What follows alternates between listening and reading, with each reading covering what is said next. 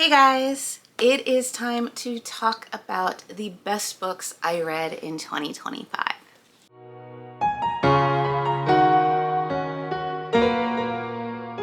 Hey guys, if you are new here, welcome to The Book Path. I'm Nicole, and if this isn't your first rodeo, thanks for sticking around. 2025 is done. What were the best books that I read? Not all of these books came out in 2025. Some of them are older, but they were what I read in 2025 and what I just absolutely loved and had to share with all of you.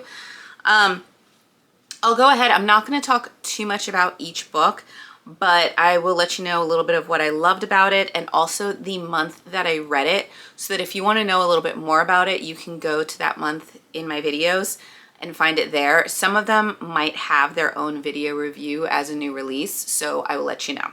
So first up, one of my first favorite reads of 2025 is The Kiss Lottery from Ilsa Madden Mills. This was an ARC that I received. It does have its own video, I believe, so you can go ahead and check that out. I read it in February. 5 stars for me. Absolutely loved it. You had a kind of second chance, missed chance romance with basically a kiss lottery drawing in a small town, return, to a small town kind of romance. It was fun, it was cute, it was sweet. I loved the overnight stay, drunken stay with some chicken wings. If you read it, you will know what I'm talking about. But it was just fun, and there was a little bit of like a mystery to be solved in it as well. So like my little Scooby-Doo brain was kind of twitching there. But I really loved it. I had a great time with that book, and I highly recommend it if you like I said, the small town romance, return to romance, second chance, mischance, just fun antics all around. And a little bit of a found family with the friends that she has there. Next up was another book that I read in February, and I believe this one also has its own video because it was an ARC that I got as well, and that is Star-Crossed Colorado by Hannah Shield. This was book 1 in her series. This is an age gap romance, small town romance as well, with some mystery and suspense to it, which I thought was really well done. Just very sweet. Very sweet, very loving, deals a lot with kind of the emotions that are going on in different scenarios. You also have, aside from it being an age gap romance, you also have this being a single dad romance, and kind of the cuteness of when their family's together. Absolutely loved it. So like I said, 5 stars. Check out the video if you want to know more about that. And like I said, found family. There is found family, mystery, suspense, age gap, single dad romance, snowy, wintry kind of town. Just loved it. So next up we have probably one of my favorite reads of all time. And that is House of Bane and Blood by Alexis Elmenard. This is the copy that I ended up winning off of eBay because I had seen it and it was just absolutely stunning. I know I went over this in like a book haul, but like it was too pretty to pass up. This is, I can't remember how I said it. It's like almost like the good parts of like Shadow and Bone mixed with Peaky Blinders. I don't know if that's how I said it in my thing. I know I mentioned Peaky Blinders because it does have that aesthetic feel to it. And I read this one in February as well. So like I said, if you just want to look at February's thing, if you're interested in any of these, there's going to be notes on there from all these books. Basically, this one is kind of a fantasy, steampunk, maybe a little bit of sci-fi in there with like the mechanics of things, but definitely fantasy and steampunk. Magical powers, feuding families, arranged marriage, marriage of convenience, badass female main character, and one of my new book boyfriends, Nico, because he is just absolutely fantastic. I I just loved this book. It pulled me in right away. The characters were great. I loved their romance together. It just kept building and building and building to the end where it left off. I have not read the sequel, and I want to get to the sequel so much because it just left off in such a great place that I want to see what happens for them. But absolutely loved it. Highly, highly, highly recommend. Like I said, check out the February wrap-up video if you want to know more about it, but I do recommend this. It was 5 stars for me. Absolutely adored it. So continuing with our February reads, like I said, February of 2025 was a really good reading month for me. We have another arc that I ended up reading. Loved it. It ended up by the end of 2025 being a very much talked about book, possibly one to contend with Fourth Wing, and that is, of course, Direbound by Sable Sorensen. Really interesting book. I think I have its own video on it aside from the February wrap-up, so if it's there, check that out. But basically, you have a wintry world, kids are vanishing, possibly because of vampires or vampiric beings, and you have our main female character, Marin, whose sister goes missing, and she joins in this competition to get paired with one of these kind of gigantic dire wolves that have their own magical kind of powers, and in order to get close to the crown and find out what is going on. There are hidden identities in this, little bit of a love triangle because of somebody that Marin knows from her circle, and then of course the new kind of captain or leader in her squad. Definitely, even though if you've read Fourth Wing, you know that the trials are like hard and it has possibilities of death. This one like pretty much guarantees death on the line for anybody who fails. Like it is definitely thin out the weak. So a lot of dangers in there. But like I said, you have like this direwolf bond, you have missing kids mystery there, you have vampires, you have kind of these abilities that happen once you bond with your wolf, mysteries, hidden identities, like I said, and just kind of, I don't know if it's fated prophecies or whatnot, but lots. There's a lot in this, and it was really, really good. I loved, like I said, it does feel a little bit darker to me than Fourth Wing, but very interesting and curious to see where it goes. There was a little bit of predictability towards the end. I did kind of predict what was going on, not the way it was going on, but what was going on. Didn't stop me from reading it. So highly recommend. If you liked Fourth Wing and you like direwolves, you're gonna love this. You're gonna absolutely love this. So next up, we ended up getting the arc again for the sequel in the series by Hannah Shield, and that is Moonlit Colorado. This is one of, I believe it is our main male character from Starcrossed. It's his sister's tale with his best friend. And it's obviously, there is like a millionaire billionaire romance, ex-military. There is another mystery with this. It's one of the things I loved about Hannah Shield's books, is that she does have a mystery going on with it. I definitely was intrigued by this one. I really loved the female main character in this because she is kind of bookish and quiet and sweet, which I liked. But she comes into her own as well. She's not one to be crossed lightly. Once again, you have the found family. You also have the strong family dynamics with, like I said, our main female character in this one and the main male character in Starcrossed Colorado, because they are siblings.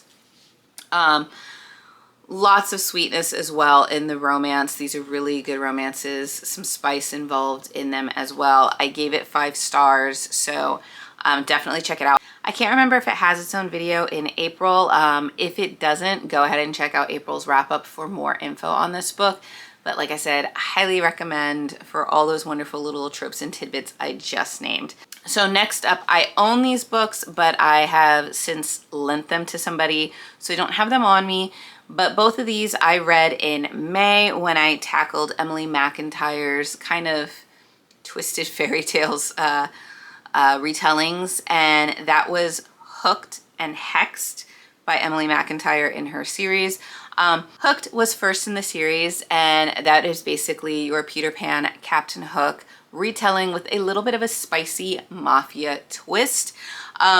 I really liked the intrigues in this, the details in this, the dynamics of how the characters were interwoven with one another.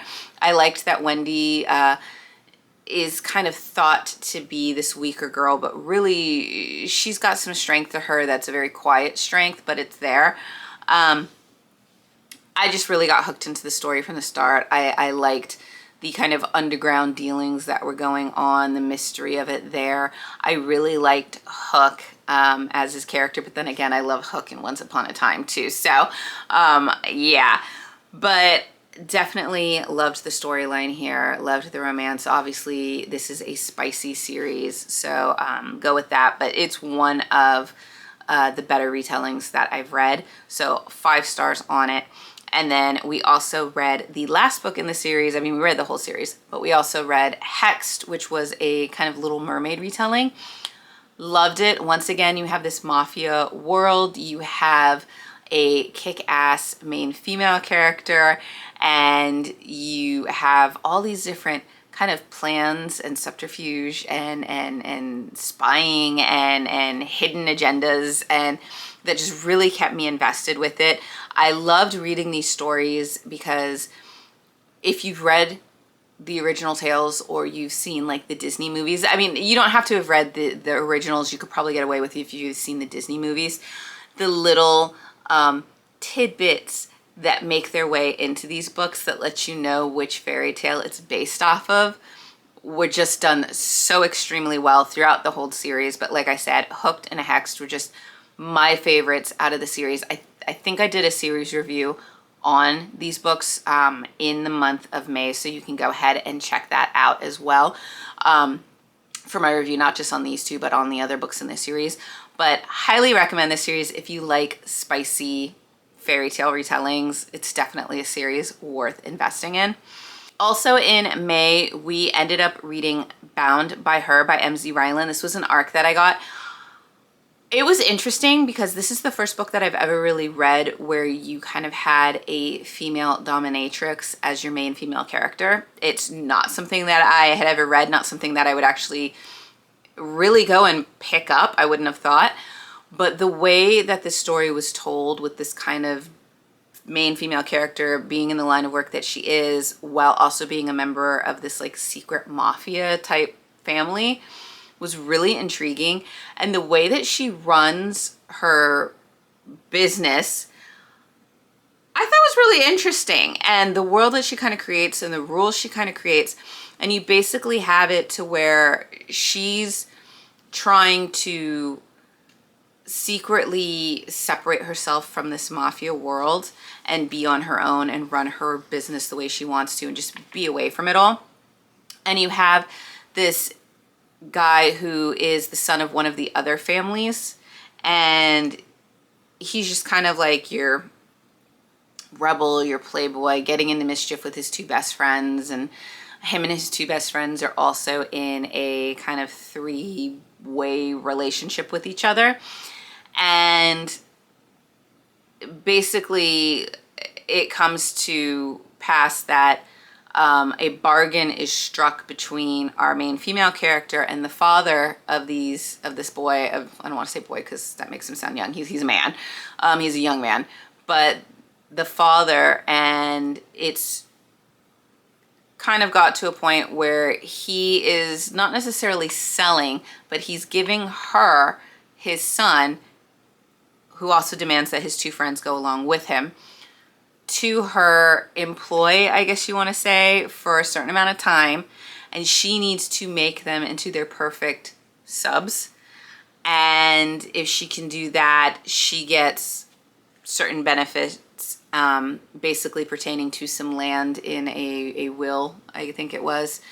And if the son can become the sub that he needs to be and go out for like a year and do this type of work, then he gets to inherit his rightful place. His friends stay alive, or his friends slash lovers stay alive. And so they do that, and obviously the son is very rebellious against this whole idea and fights it. His friends not as much in certain ways. So this is kind of a MMMF relationship. Very spicy. You've got various different scenarios of spice in this. Many of them dealing on some more of the spicy taboo sides, if you will, because like I said, this is an underground mafia society with dominatrix and subtype of activities. But it was really interesting in the way that it was done and the way this world was created and the families and the dynamics and kind of the trauma that each of the characters have gone through. I thought was very well handled. There is, I believe, on scene aggressive acts towards, I think it's the female, so that's to put it nicely. So I would definitely check the trigger warnings on this if that's something that you don't want to deal with in any way. I respect that. I'm just trying to give the heads up for it. It is on page, but I thought the way in which it was handled was tastefully done, or as tastefully as one of those scenes could be done, with respect, and it needed to be done to extend to the way the relationship dynamics were in the book and how that could grow from such a tragic occurrence. So like I said, tread lightly, check trigger warnings. I found the book very intriguing and I enjoyed it. I am interested to see what's going to go on in the sequel because it did leave off in a heck of a cliffhanger. So very, very interested to see what goes on and rooting for all four of our characters at this point. I think I did its own video on this one in May, so check that out. If not, it'll be in the May wrap up, but 5 stars from me. So next up was our last 5-star for the month of May, so it'll be in the May wrap up if it doesn't have its own video. I think this one might have its own as well. And that is The Fake Date Agreement by Ember L. Nicole. I loved this book. I thought it was great. You have a girl who is dating a guy, wants to surprise him because things have just kind of been a little stale. So she goes to surprise him at a hockey game because he always goes to the school's hockey games. This is a college romance. And lo and behold, she finds him there with someone else. And she is humiliated. And not only is she humiliated and brokenhearted, she's humiliated on the Jumbotron.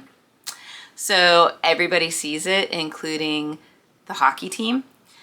And basically you have not one, but 3 of the hockey team's most eligible bachelors coming to her rescue. This is definitely a why choose reverse harem situation with fake dating, spice, and just fun. You know, like each guy just brings something different to the relationship, and I loved them all.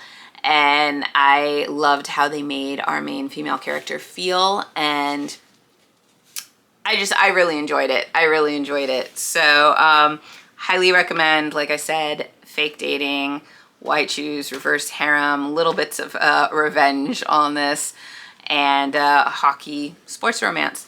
So next we move on to the month of July, where we had some good reads as well. First up is The Heir by Sophia Travers. This is the first book in its series that deals basically with this very, very wealthy family and the children in the family, now all grown, finding romance of their own. So in this one, we have a fake, kind of basically a fake marriage going on. You have 2 families that were once best friends. A feud kind of happens, which becomes part of a mystery of this book. And now they're kind of at odds with one another. One is more old traditional status. The other one has status, but they're a little bit more rebellious and wild and seen more as like the nouveau riche, if you will. But there is basically a fake marriage that happens between our 2 main characters, and obviously this leads to forced proximity and found family and all the fun that goes along with it. I do believe I have this is its own video in the month of July, so check that out if you want any more information on it. But 5 stars, loved it. Next up, I started, and I say started this series because it is definitely one that I need to get back to because I loved it so much. And that was book 1, which was The Ever King by L.J. Andrews. I loved this book. This will be in the July wrap up because I wasn't able to get the whole series done, but pirate, fantasy, magic, court intrigues, if you will, just so much. And it's so great. I loved the ships in this and how they were mechanical in different various ways that you wouldn't think of, almost to the point where they're almost sentient. It was really interesting. I loved the mystical kind of magical elements of this world. I loved the history of the world. It was very much fleshed out. Gives you Pirates of the Caribbean vibes so well. Loved it. Loved the main characters. Another book boyfriend for me in this. Just a fantastic read. Can't wait to get back to the series because it was so well done. But highly recommend this one. Next up was another arc that I got. I ended up getting the book when it came out, and I got it signed by the author and everything. And I talked about this in a recent, I think it was my summer book haul, or maybe it was my fall. I think it was my fall book haul. So my most recent book haul, I did talk about this and go a little bit more in depth into the design and all the little goodies that I got with that. But that was Black Warden by Sierra Hartford. I loved this book so much. It wasn't a long book. It was a gothic book, or it's considered a gothic book, which normally isn't my forte, but loved it so much. Fae, magic, kind of magic mirror portals, if you will. Basically, you have this village who gives up one of these girls to this, to basically the Black Warden, and they go to this cottage and they're never really seen again. And so there's a mystery there, and you have this girl who is a widow, and she ends up going there because she's got nothing left to lose, and she meets the Fae, who is the Black Warden in charge of everything, and the training and relationship that starts to go on there and what kind of entangles in this kind of sentient house. I loved the house. Once again, it was great. Beautiful book. Like I said, I thought it was just a beautiful book, and just a great story. Right now it is a standalone. I am hoping that the author changes her mind because I think there is more to be uncovered in this world that she created. So hopefully maybe one day there'll be a sequel to it, but right now, standalone, absolutely loved it. So highly recommend. Like I said, gothic, fae, romance with mirror portals, and just an older female heroine in this, and loved it. Which brings me to our last book on our favorite reads of 2025. This one was done in September. Black Warden was August, and I do believe it does have its own video, so you can check that out. But this one was my last 5-star in 2025, and it was a great read. And that is The Neverless by Jade Presley. Absolutely loved this book. Can't wait for the sequel. I don't think it has its own video, so it'll be in the September wrap-up, but the world in which this was so well thought up and detailed, and each character was so thought of and detailed with their backstories that it just really pulled me in. You have a classism basically in this society, in this magical world, and there is an outcast of people who normally don't have any types of magic, so they're kind of sent to be living in rags, working mines, doing all that. And you have one of the girls she's basically a thief, and she has some magical powers that she has to keep secret, otherwise it's like death to her. And her sister's gone missing, and she knows that her sister was at this party where the 4 princes of the realm kind of go to select someone to be their queen. It is 4 princes selecting one girl to be their queen. This is a reverse harem, and that most of the girls that get selected never make it to the finals, and they part ways, you know, amicably, and the princes are left to choose again. And there is a reason for that. You have to read the story to know. But she ends up going to this ball, sneaking into it with a few of her friends, never thinking that she would be chosen by the princes, and she is. And it's just really interesting because, like I said, each prince has his own personality, and I loved them. I'm trying to remember their names because they're not mentioned in the front. Let me see, because the two... So our main girl is named Riley, and I really did like her. I liked the way that she thought about things and how she felt about things. Really enjoyed that. One of my favorite princes is Cal, who I believe he is the red prince or the ruby prince. The other one is, I'm trying to think, he is the emerald prince, I believe. And his name is Pierce. And Pierce I liked because he, like, Cal I liked because he was just good-hearted and fun. Pierce I liked because he's very methodical, very intelligent, kind of the calm reserve, but just like I said, very, very intriguing in his way. So I definitely liked the princes. They were just, Cal and Pierce were just my favorite out of 2. The other ones are great too, but there are trials, there are different worlds. Like I said, there's like ruby, emeralds, I can't remember the other 2, but the colors were like red, blue, green, and black. So like, you had the different kind of kingdoms and how each of those kingdoms reflected what the prince, you know, was themed with. So very, very well done. Highly, highly recommend. Like I said, reverse harem, there is spice. And like I said, trials, thievery, secrets, magical abilities, and just a really, really great read. One of the best reads, like I said, of 2025 for me. So that is it. Those were my best, most favorite reads of 2025. I had a few others that were like 4 stars and everything, but I wanted to keep it to all my 5-star reads for the year. And that was them. I hope you enjoyed it. If you read any of these and you loved them, let me know in the comments below. If any of these stuck out more to you that you haven't read, check out the videos, and I hope that you'll pick up the books. But also let me know, what were some of your favorite reads for 2025? Leave them in the comments so I can go and check them out and add them to my list. But yeah, so hope you guys are doing well. As New Year is now on us, I hope you guys are having some new reads that are going to be your favorites for 2026.